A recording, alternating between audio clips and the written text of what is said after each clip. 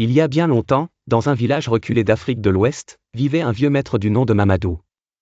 Ancien instituteur, respecté pour sa sagesse, il avait consacré sa vie à instruire les enfants, conseiller les familles, et apaiser les conflits. Même à la retraite, il est resté une figure centrale du village, comme un baobab au milieu de la place. Un jour, un jeune homme arriva, amaigri, épuisé, avec des blessures visibles sur les bras. Il s'appelait Karim. Il disait avoir fui la ville, où il avait été agressé et trahi par ses amis après une mauvaise affaire. « Grand-père, implora Karim, je ne suis pas d'ici, mais j'ai besoin d'un abri.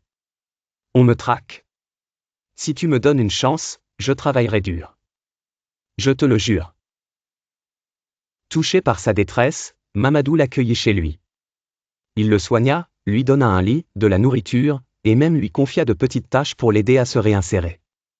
Karim regagna des forces, retrouva confiance, et même le sourire. Mais dès qu'il se sentit en pleine forme, son comportement changea. Il commença à répondre durement au vieil homme, s'approprier les outils, interdisait aux autres jeunes du village d'approcher la cour, prétextant que, maintenant, ici, c'est chez moi. Il insultait les enfants qui venaient apprendre avec le vieux maître, et même, un jour, il renversa une bassine d'eau qu'une vieille femme avait posée dans la cour. Un matin, une jeune orpheline nommée Aïssatou vint chercher refuge et demander conseil à Mamadou. Sans un mot, Karim la chassa violemment, l'accusant de venir voler leur nourriture. Alors, Mamadou, qui avait tout observé en silence, prit la parole pour la première fois d'une voix ferme. « Karim, quand tu es arrivé, tu étais brisé. Tu m'as supplié, juré fidélité.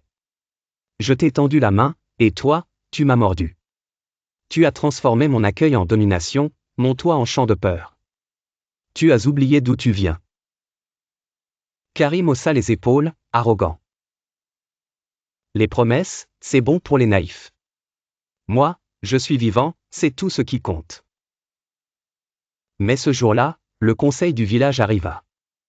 Les anciens, informés des abus de Karim, le convoquèrent. Les femmes prirent la parole, les jeunes aussi.